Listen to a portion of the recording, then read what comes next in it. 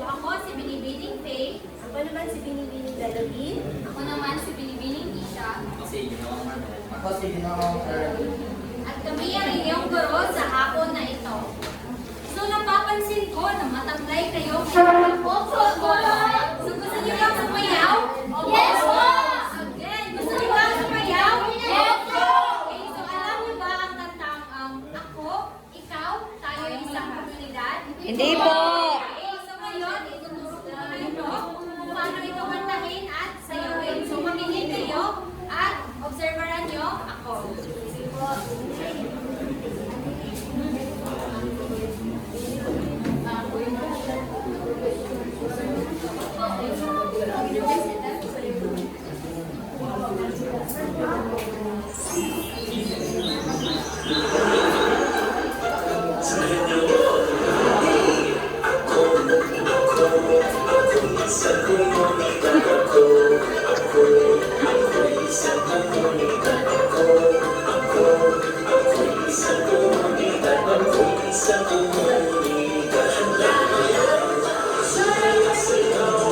Roll over the sea, roll over the ocean, roll over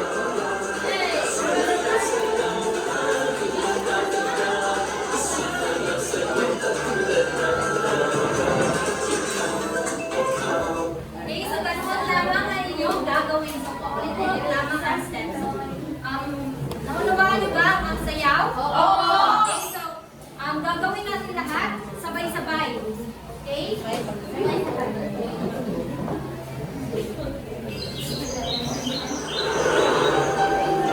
Sabayan niyo ako. Ako isang komunidad. Ako isang komunidad. Ako isang komunidad. Ako isang komunidad.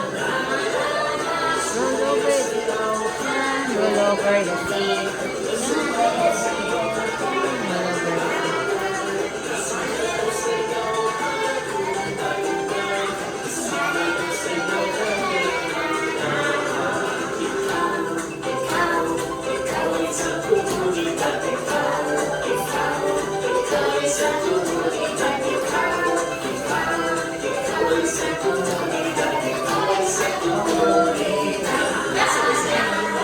Roll over the ocean, roll over the sea, roll over the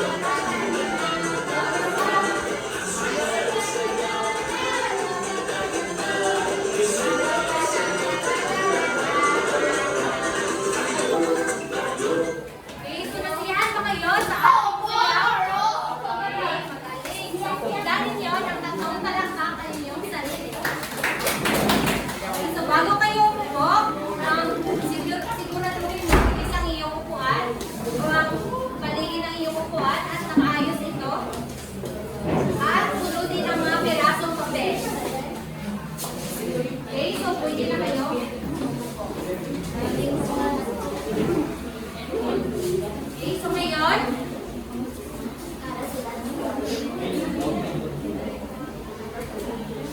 Okay, so ngayon, kapag tinawag ko ang inyong pangalan, ang sasagutin niyo lamang ay ang paborito niyong kulay. So ano ang isasagot niyo? Paboritong kulay. Okay, magaling. So, Sorina? Wala po. Wala po. Okay, makalalag ang black teacher. Kasi Tagalog siya. Gomez?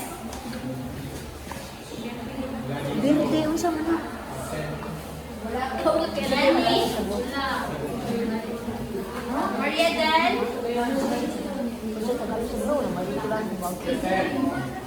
Hazel? Rihanna? Itim po. Irish? Princess? Princess? CR? Nasa CR po. Catherine? Black. Juris? Pink. Adonis? Kate? Kate? Maxine? Christine? Absent po.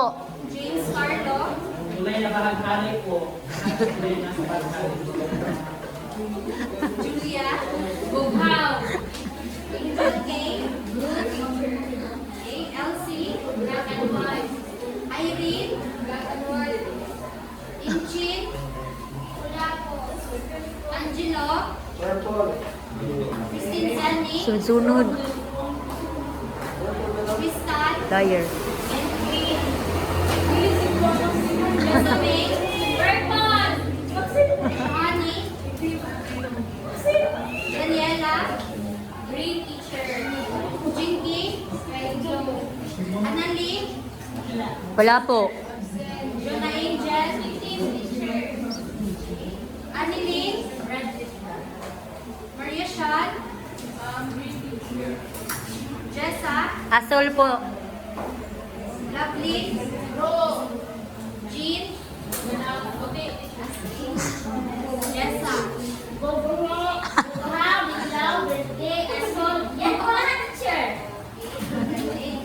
So ngayon, ito ang mga articulturin na dapat inyong tandaan.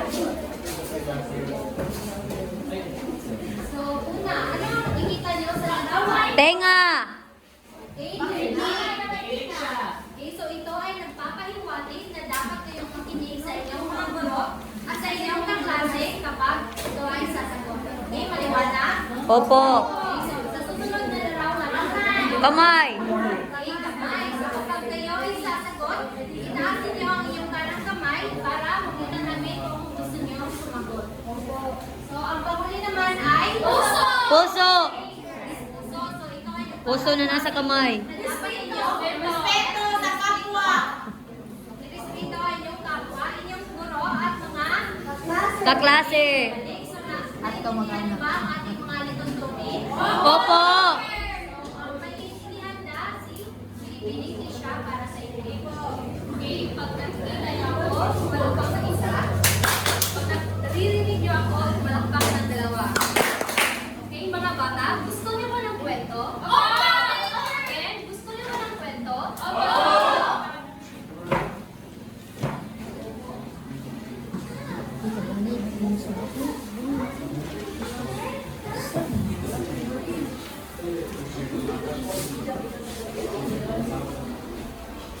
Okay, mga bata, sabay-sabay natin babasahin ang kwento.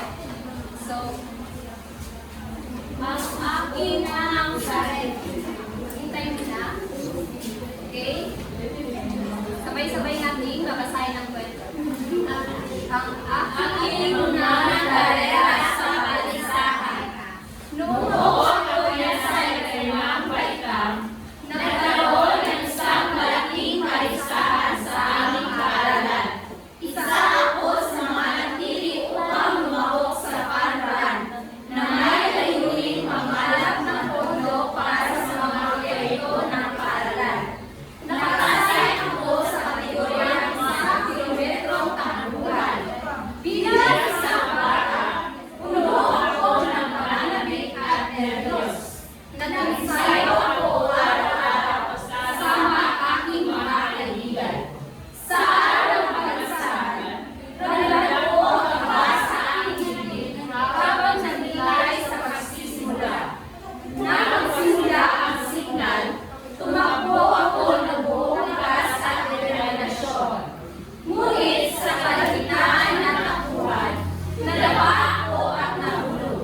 Sa halip na mawala ng pag-asa, bumangon ako at nagpatuloy sa pagtakbo. Sa huli, hindi ako nanalo.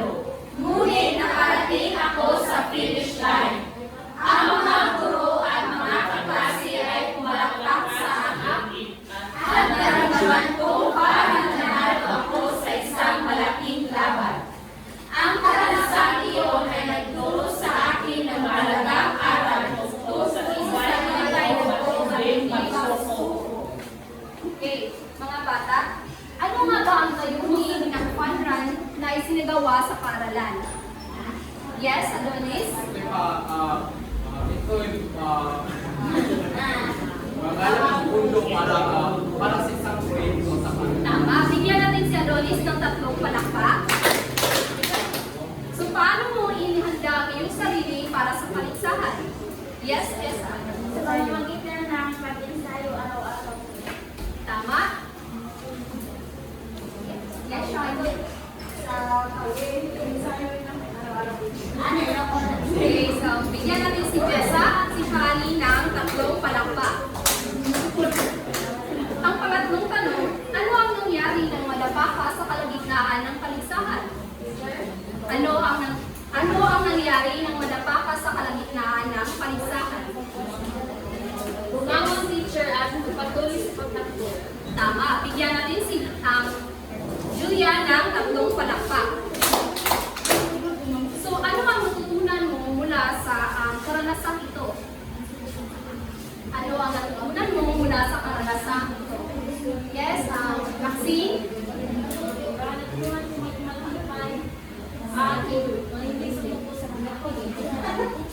Okay, tama. Yes, Jessa? Kahit ilang beses ka mamadagpag May gusto ka bang idagdag, Rachel? para mawala ng pag-asa. Tama. Bigyan natin si Maxine, si Jessa at si Hazel ng 3 palakpak. So, paano nakatulong ang suporta ng mga guro at mga kaklase sa iyong karanasan? Again, paano nakatulong ang suporta ng iyong guro at mga kaklase sa iyong karanasan? Any other hand? Yes, there is.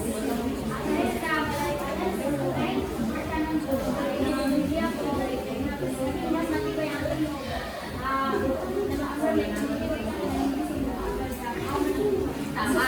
Sino ba gusto sumagot? Yes, Elsie. Ang mga guro at mga kaklase ay tumalagpag sa akin at naramdaman kung parang nanalo ako sa ibang lagyan. Okay, wants to add more? May gusto mo bang sumagot? Wala na? Oh, sige, Julia. Nabigyan ng determinasyon si nasa point na to upang magpatuloy sa kanyang learning. Tama. Bigyan natin ang ating sarili ng 3 palakpak. So ngayon, ang tatalakayin natin ay patungkol sa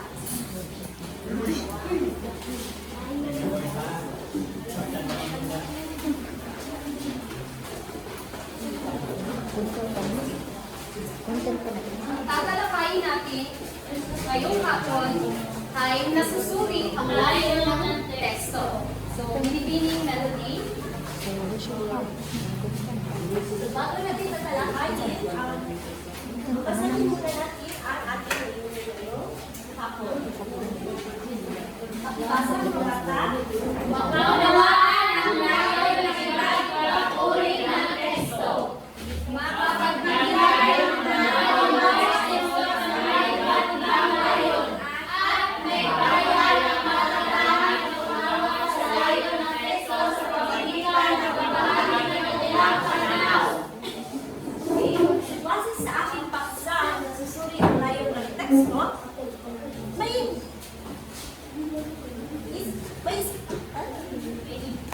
binabi ni idea ko ano ang layo ng teksto. Ngayon, tatalakayin natin ang layo ng teksto. Ang layo ng teksto, ito ay ang pakibasa. Ito ang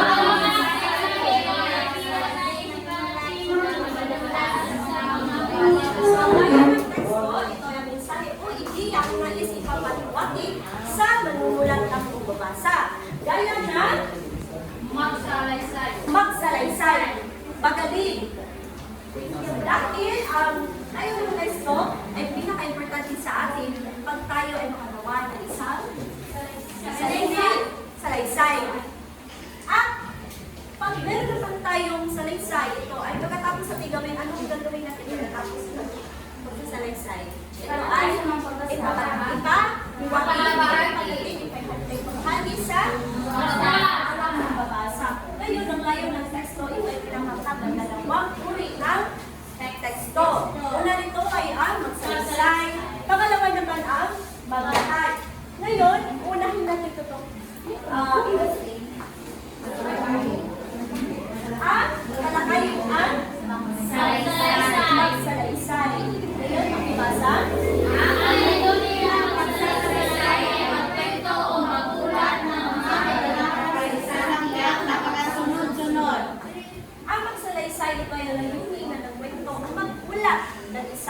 istorya.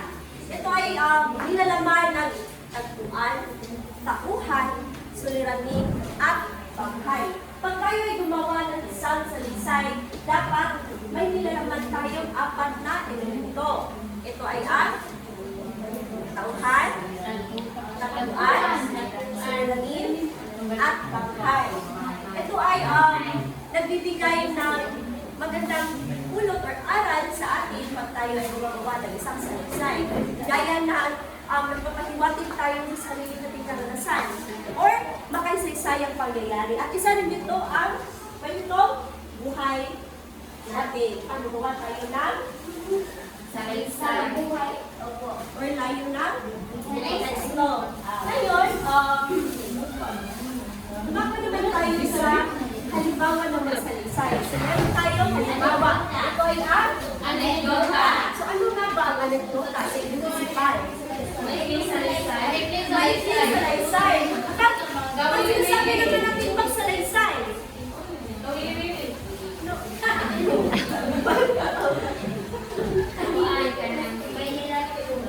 May nilalaman, pero hindi siya maikli. Ito ay ang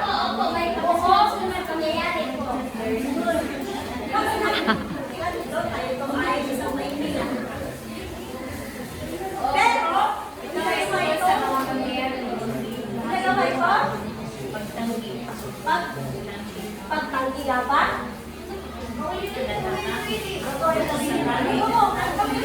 Pero pag kinumpara natin siya sa magsalaysay, kasi magaling. Ito ay ang shorting or short form ng isang salita. Ito ay lamang nagbibigay ito ay isang maikli lamang ng salita. Pero nagbibigay ng magandang kumbaga ito ay yung moral lesson. Ito ay nagbibigay ng magandang or yes. Yun. At ano pa? Ito ay nagbibigay ng kumbaga kung ito ay ang summary of the lesson, pero hindi siya lesson na. Ito ay sa storya lang. Pero nagbibigay ito ng moral or magandang lesson sa isang storya ng anekdota. Pero ito ay magbabase lamang kung ang pagtutuloy mo ay ang isang kaysa-isayang makatotohanan. Nakuha ba? Oo! So, bago natin talakayin ang nilalaman ng anekdota, tatawagin ko si Binibini Pitan upang magpapatuloy ang Okay, so ano nga ba ang 4 na elemento ng anekdota? So, una ay ang tauhan. Ano nga ba ang tauhan? Meron ba kayong idea? Yes, Adonis? Natawag pa ito yung may rules sa kwento. May rules sa kwento. Okay, magaling. So, bigyan natin ng 3 palakpak si Adonis.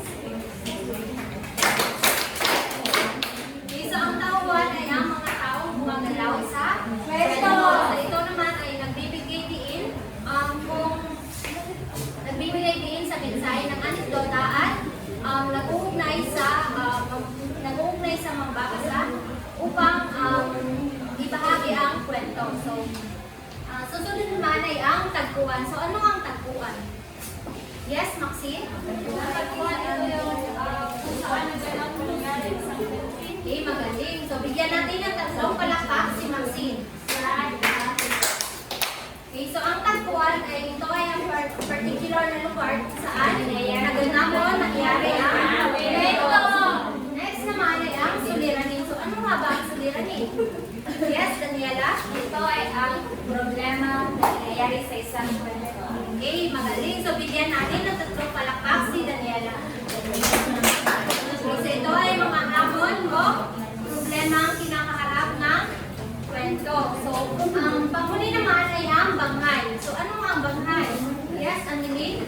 Ang ibig sabihin ng banghay ay pagkasunod-sunod ng mga pangyayari sa kwento. Okay, magaling. So, bigyan natin ng 3 palakpak si Annalyn. Okay, sabay-sabay. Okay, so ang banghay ay ang pagkasunod-sunod ng kwento. So, mula sa tauhan, tagpuan, at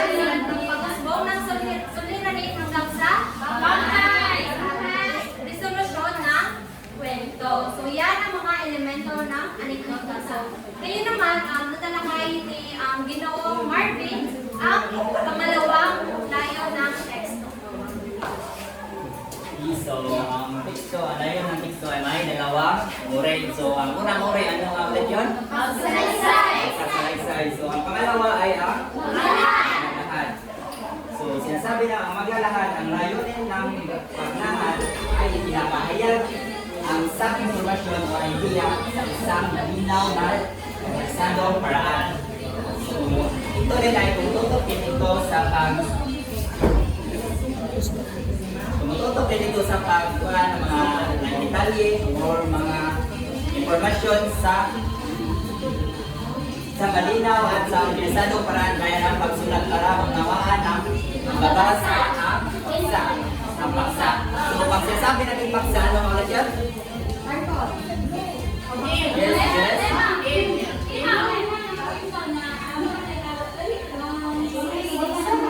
Tama, ang paksa ay ang lima na kwento na ito ang pinag-uusapan sa kwento. So, ito ang halimbawa ng maglakad. Tala-arawan. Sa Ingles, ano ang tala-arawan? Aside from conversation. Yes, tama. Bigyan ng tatlong palakpak si Joe sa Janet. Sa tala-arawan. Kung sa Ingles, ito ay ang diary.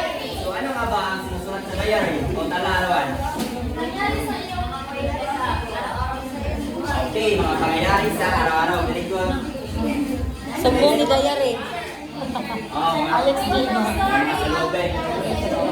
Ito ay isang uri ng sulatin na nagkalaman ng mga personal na sa lobin at motivasyon ng isang tao. So ito yung mga sinusulat mo kung ano ang nangyayari sa yung mga pang-araw-araw na ginagawa.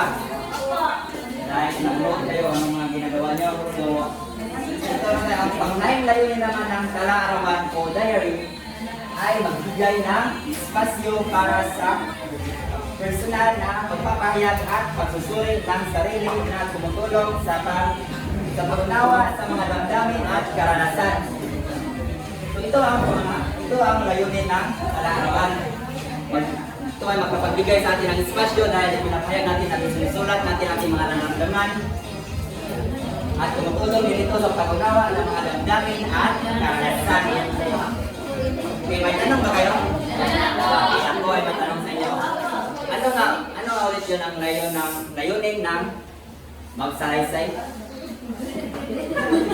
May dalawang uri ang layunin ng teksto, magsalaysay at maglahad. Ano ang layunin ng magsalaysay? Yes, Adonis? Nais na niya, magsalaysay teacher, I think, nagsasabi lang sa teacher na walang pagkatama o walang kailangan kasagutan. Tama. Sinasabi, nagsasalaysay lang. Sinasabi ang mga detalye sa pagkasunod-sunod. At paano naman ito naiiba sa maglahad? Maglahad na layunin ng teksto. Mayroon ba? Yes? Maripuski? Layunin ng maglahad. Ang layunin ng maglahad, pinarayag yung promosyon sa isang malinaw na paraan. Tama. Magaling. Ito ay pinapahayag ang impormasyon at idea sa malinaw na bersadong paraan. Bigyan natin sila si Marcosque at si Adonis ng palakpak. May katanungan ba ba? May huli ba ba? May huli ba akong tanong? Ano naman ang pangunahing idea ng tala-arawan? Yes, Lisa. Sinusulat ang mga information sa nasyon na naranasan sa buhay at sa mundo. Tama, magaling. Bigyan natin ng tatlong palakpak. Ito ay magbibigay ng espasyo para ipahayag sa loobin. Wala nang tanong? Wala na po. Hindi, narinig na ako. Tumayo kayo. Okay, kapag malinaw naman ang ating boses, ay upo kayo. Okay, so ngayon ay mag-aaral tayo. Okay, tawag na natin ang laro yung I pick mo, score mo. Pamilyar ba kayo sa laro ito? Hindi po. Pamilyar na, hindi pamilyar. Okay, so sa laro ito, I ay papakati ko kayo ng 4 na grupo at pipili kayo ng isang representante bawat grupo. Okay, so ang gagawin nyo lang ay magpaunahan nyo tumaas ng inyong kamay para kayo yung sasagot sa aking katanungan. Kapag kayo naman ang napili at tama ang inyong sagot, ay maaari kayo bumunot sa ahong ito. Okay, ang ahong ito ay nalalaman ng mga cards. Okay, so bawat cards ay may katumbas na puntos. Okay, so ang asol na card ay may 2 puntos at ang pulang card ay walang puntos. Ang dilaw na card ay 3 puntos at ang panguling card ng verde ay 5 puntos. Okay, so at kapag yung grupo naman na maingay at may sinasabi na sila talaga yung nauna ay kahit kayo yung nauna tumaas ng kamay ay hindi ko kayo tatawagin. Okay, so kayo na ipapanagot ko kayo. Okay, so ito ang unang pangkat, pangalawang pangkat, pangatlong pangkat, at pang-apat na pangkat. Okay, so pag sinabi kong isa, tumayo kayo. Pag sinabi kong dalawa, umupo kayo ng bilog. At pag sinabi kong 3, umupo kayo. Naintindihan ba tayo? Okay, so isa. Dalawa.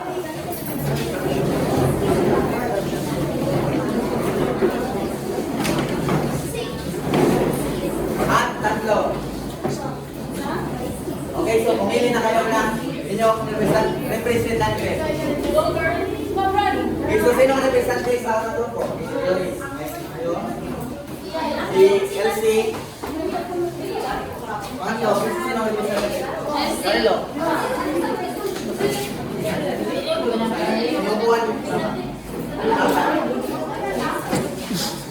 Okay, so handa na ba kayo? Hindi ko narinig. Handa na ba kayo? Okay, so simulan na natin. Okay, so unang katanungan. Ipaliwanag ang pagkakaiba ng magsalaysay at maglalahad. Okay, so ipaliwanag ang pagkakaiba ng magsasalaysay at maglalahad. Okay, so bibigyan ko kayo ng 1 minuto.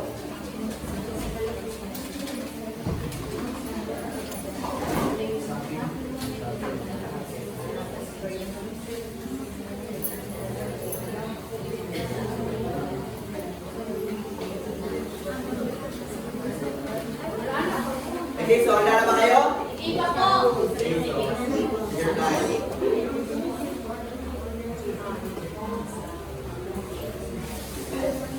Okay, so mga representante, tumayo kayo. Bawat grupo, representante, tumayo kayo. Group 3, tumayo. Okay, so ang inyong kamay, ilagay nyo sa yung dibdib at pag sinabi ko lang taas, saka nyo siya ay tataas. Okay? Okay, so 1, 2, 3, taas! Okay, so okay, 1. Okay, kayong dalawa. Paunahan kayo. Okay, so 1, 2, 3. Okay, si Juris. Kaya yung nauna. Okay, Juris, ano yung pagkakaiba ng maglalahat at magsasalaysay? Ang pagkakaiba ng pagsasalaysay at paglalahad ay ang pagsasalaysay ito ay nagsasabi o nagsasalaysay ng isang impormasyon o isang kwento ng may pagkakasunod-sunod na mangyayari.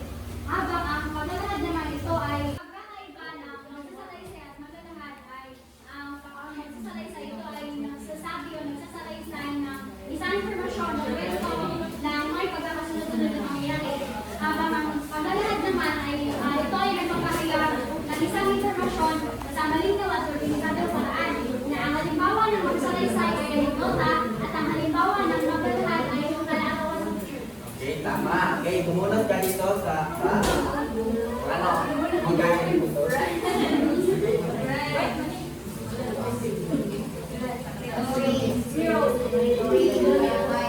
Okay, so blue ay asol. Okay, so ilang puntos? 2 puntos.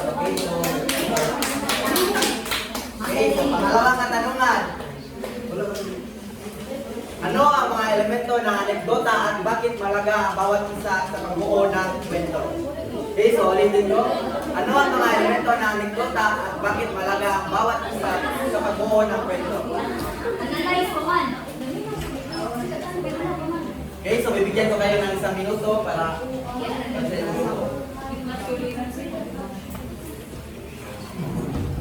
Okay,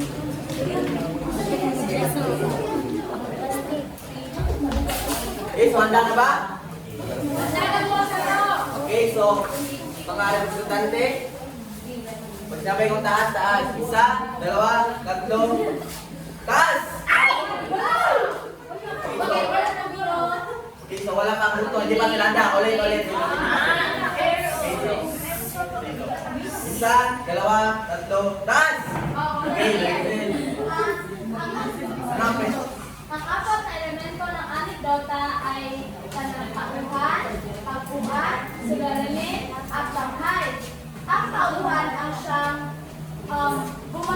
gumaganap sa kwento o siya ang bida.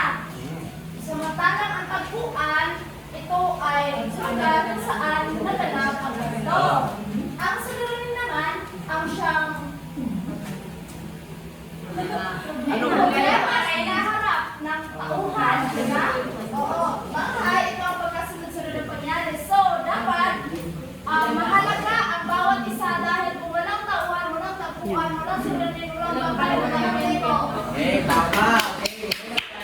Isa, ba.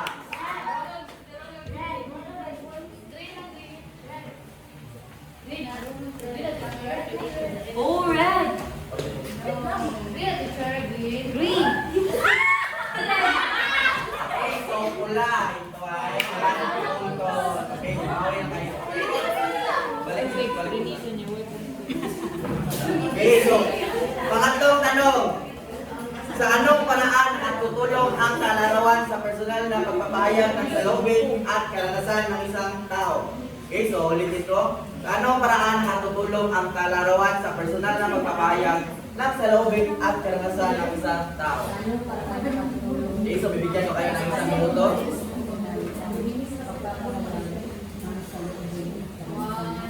Okay, so mga estudyante. Isa, dalawa. Easy, tumayo ka. Okay, so isa, dalawa, tatlo, taas! Okay, so kanin, nauna. Okay, so ano ang iyong sagutan? Sa paraan nakakatulong ang kalarawan sa personal na pagpapahayag ng saloobin. Dahil kapag may nararamdaman ka sa isang tao o may nangyari sa iyong buhay ngayong araw ka, maaari mo maisulat sa notebook o mga nasa diary ba? Yan ang mga nanaing. Tama. Okay, so Shani, bumunot ka sa box.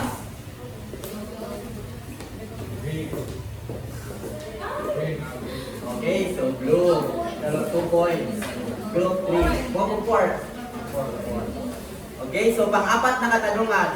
Bakit mahalagang malaman ng mga mamabasa ang layo ng isang teksto bago ito basahin? Okay, so bakit mahalaga malaman ang mababasa ang layo ng isang teksto bago ito basahin?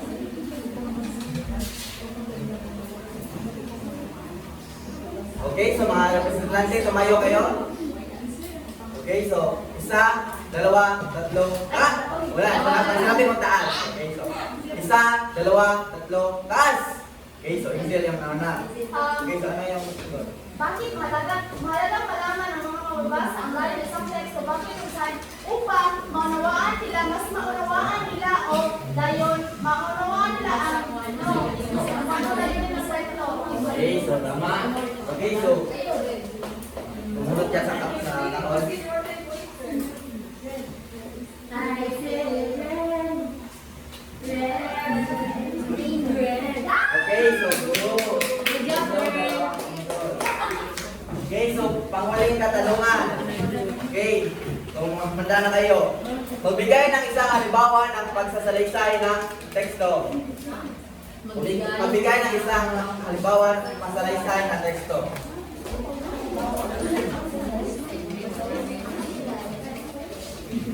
Okay, so mga representante, tumayo kayo. Okay, so isa, dalawa, tatlo, taas! Okay, so easy na. Okay, so ano yung kasagutan? Ang sa halimbawa na pagsasalaysay ng teksto ay si Ana ay matakbo. Si Ana ay Matakbo. okay. Ang walang ibon ay lumipad. I say red.